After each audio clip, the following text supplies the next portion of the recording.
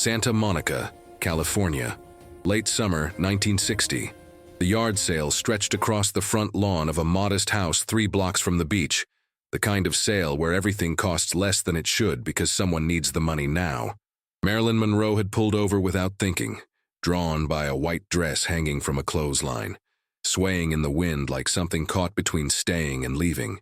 She wasn't supposed to be there. Her driver had continued down the street, thinking she'd only stepped out for a moment. But she stood at the edge of the lawn, sunglasses covering half her face, watching a girl no older than 16 arrange items on a folding table with the mechanical precision of someone who'd stopped feeling anything hours ago. What I'm going to tell you today, well, it might surprise you. Before we go on, make sure to subscribe because stories like this, the ones that never made the papers, the ones that happened in the spaces between fame, they don't get told often. And once you hear this, you'll understand why some moments change people in ways no camera ever caught. The girl didn't recognize her at first. She was focused on a jewelry box, arranging cheap bracelets that caught the sunlight wrong. Marilyn moved closer, past a stack of books with broken spines, past a lamp with a torn shade, past all the small wreckage of a life being dismantled. The wedding dress hung alone, separate from everything else, still elegant despite the dust on its hem. The price tag, handwritten in blue ink, said $50.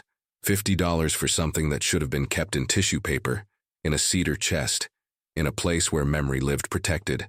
Marilyn reached out and touched the fabric. Silk, real silk, the kind that cost more than $50 even in a discount store. The girl looked up then, her eyes moving from Marilyn's hand to her face, recognition arriving slowly, followed immediately by something that wasn't excitement. It was exhaustion, the kind that comes from being observed when you'd rather disappear. She didn't smile. She didn't ask for an autograph. She just said, "It was my mother's," in a voice that made it clear the past tense wasn't a choice. "It's beautiful," Marilyn said and meant it. The girl nodded, but her jaw tightened. "She wore it once, married my father in 1944. He left 2 years later. She kept it anyway. Kept saying she'd wear it again someday at a better wedding with a better man." She paused, her hands going still on the jewelry box. "She died 3 months ago. Cancer. I'm selling everything that doesn't fit in my aunt's car." Marilyn didn't move. She understood the weight of that sentence, the way it compressed years of waiting into a single image, a woman holding onto a dress like a promise that never came true. She'd seen women like that, had been raised by women like that. Women who kept things because letting go meant admitting the dream was over. "I'm sorry," Marilyn said quietly. "Everyone's sorry." The girl's voice had an edge now, not directed at Marilyn but at the situation, at the universe, at every condolence that changed nothing. "Sorry doesn't pay rent. My aunt's taking me in, but she doesn't have room for all this. So I'm selling it. All of it." A man walked up then, mid-50s, expensive watch, the kind of casual confidence that comes from never having worried about $50 in his life. He looked at Marilyn first, a double take of recognition, then at the dress. "How much for the gown?" he asked the girl, not bothering with preliminaries. "50, she said. "I'll give you 30. It's used." The girl's face didn't change, but something in her posture shifted, a barely visible flinch. "The price is 50. The man smiled, the kind of smile that didn't reach his eyes. "Sweetheart, nobody pays asking price at a yard sale. That's not how this works. $30? That's fair." Marilyn watched the girl's hands curl into fists. She'd seen this before, too. The way people with power assumed they could negotiate everything, including dignity. The girl needed the money. The man knew it. That's why he was standing there, waiting for her to break. "The dress is worth more than 50. Marilyn said, her voice calm, but carrying enough weight that both of them turned to look at her. "The silk alone would cost you 3 times that in any store." The man's smile widened, but it wasn't friendly anymore. "Well, Miss Monroe, forgive me, but I'm not interested in what it's worth in a store. I'm interested in what it's worth here. And here it's a used wedding dress being sold by a kid who needs money. That's called market value." He said it like he was teaching her something, like she was too naive to understand basic economics. Marilyn had heard that tone before, from producers who thought she didn't understand contracts, From directors who thought she didn't understand blocking. From men who thought that beauty and intelligence couldn't exist in the same woman, and who felt entitled to educate her whenever she spoke.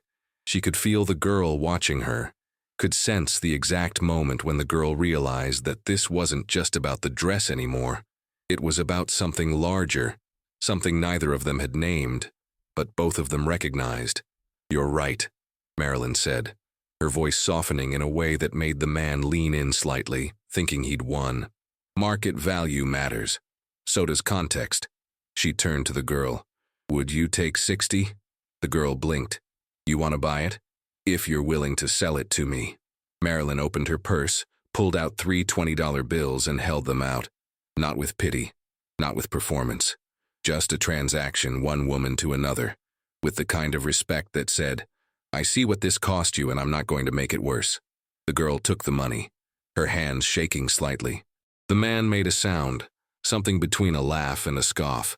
"That's ridiculous. You're paying more than it's worth just to make a point." Marilyn looked at him then, really looked at him, and the temperature in the yard seemed to drop. "No," she said quietly. "I'm paying what it's worth because I know what it is to sell something that should never have to be sold." The silence that followed wasn't comfortable.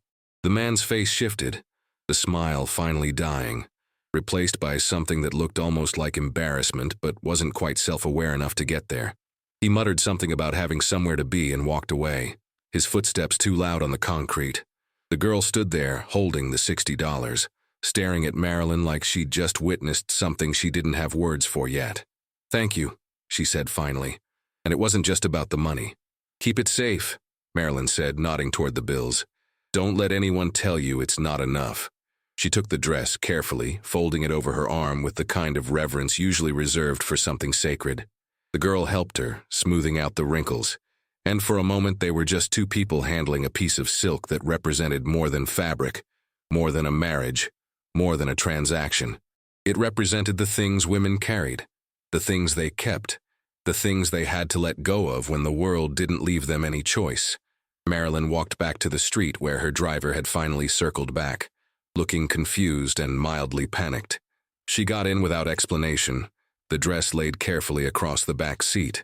She didn't look back at the yard sale, at the girl, at the small pile of someone else's life waiting to be sorted and sold. That night in her apartment, she hung the dress in her closet. She never wore it, never altered it, never did anything with it except keep it there, where it wouldn't be touched by anyone who didn't understand what it meant. When friends asked about it, she said it belonged to someone who needed it kept safe. She didn't elaborate. She didn't need to. Years later, after Marilyn was gone, the dress was found among her things. Estate catalogers noted it, confused by its presence, unable to trace its origin. It didn't fit her. It wasn't from any of her films. It wasn't from either of her own weddings. It was just there, preserved, a mystery that nobody bothered to solve because there were bigger mysteries about Marilyn Monroe that seemed more pressing, more valuable, more worth investigating. But the girl remembered. She'd moved to Oregon with her aunt, finished school, became a teacher. She married eventually, wore a different dress, built a different life. But she told the story sometimes, usually late at night, usually to people she trusted, about the day Marilyn Monroe paid $60 for a $50 dress and changed the way she understood value. She said it wasn't about the money. It was about the moment when someone with everything saw someone with nothing and chose not to use that position as a weapon, chose not to negotiate, chose not to diminish, chose instead to understand that some things can't be reduced to market value because their worth is measured in what they represent: hope, memory, the stubborn belief that something beautiful can survive even when everything else falls apart. The man from the yard sale, nobody remembered his name. He was just another person who thought power meant the right to make others smaller. The kind of person who moves through the world assuming that need is weakness, that desperation is opportunity, that anyone selling something they love must not have understood its value in the first place. But Marilyn knew better. She'd been that girl once in different ways, selling different things. Not wedding dresses, but pieces of herself, pieces of her privacy, pieces of her dignity. Because that's what survival looked like when you didn't have the luxury of protecting everything. She knew what it was to be underestimated, To be treated as if beauty erased intelligence, as if fame erased pain, as if success meant you'd never known what it was to stand in front of strangers and offer up something precious for less than it was worth just to get through another day. And so she'd paid $60.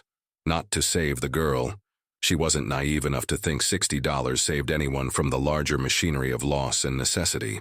But to remind her, and maybe to remind herself, that value isn't dictated by circumstance.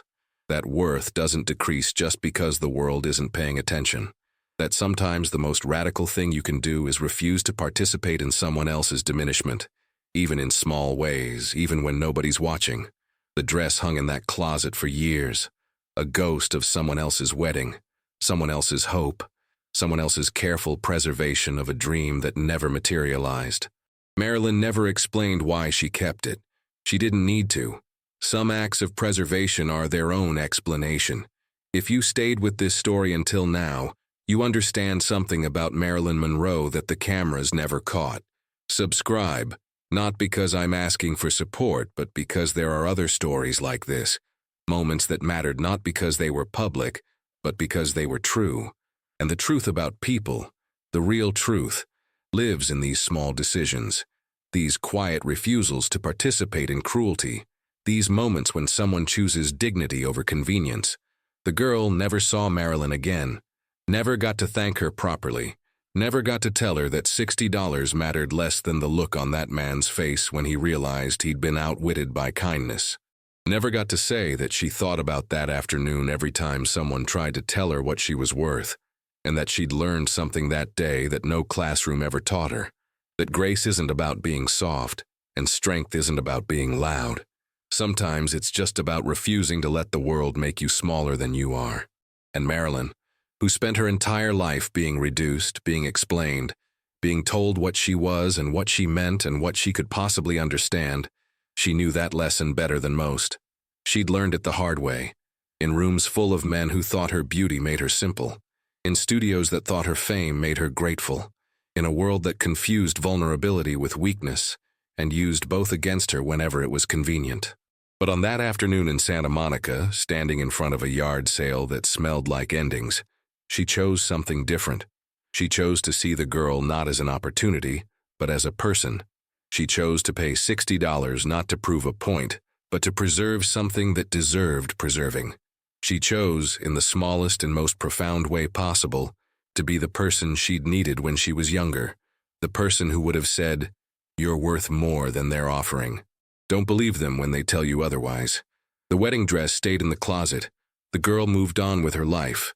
The man probably forgot the whole encounter by dinner, but the story survived, passed down quietly, told in the spaces where people talk about the versions of famous people that don't make it into biographies.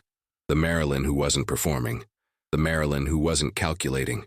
The Marilyn who saw something that needed protecting and protected it, not for publicity, not for credit, but because that's who she was when nobody was keeping score. And maybe that's the real story. Not the dress, not the money, not even the girl, but the quiet, persistent evidence that beneath all the noise and scrutiny and reduction, Marilyn Monroe understood something essential about dignity, that it's not about never needing help. It's about recognizing need in others and responding with something other than exploitation. It's about refusing to let the world's cruelty become your cruelty. It's about making small choices that acknowledge the humanity of people the world has decided don't matter. She made that choice on a late summer afternoon in 1960, and nobody photographed it, and nobody wrote about it, and it changed nothing about her career or her fame or her trajectory. But it changed something for one girl, and maybe that's enough. Maybe the moments that don't make the history books matter just as much as the ones that do. Maybe more.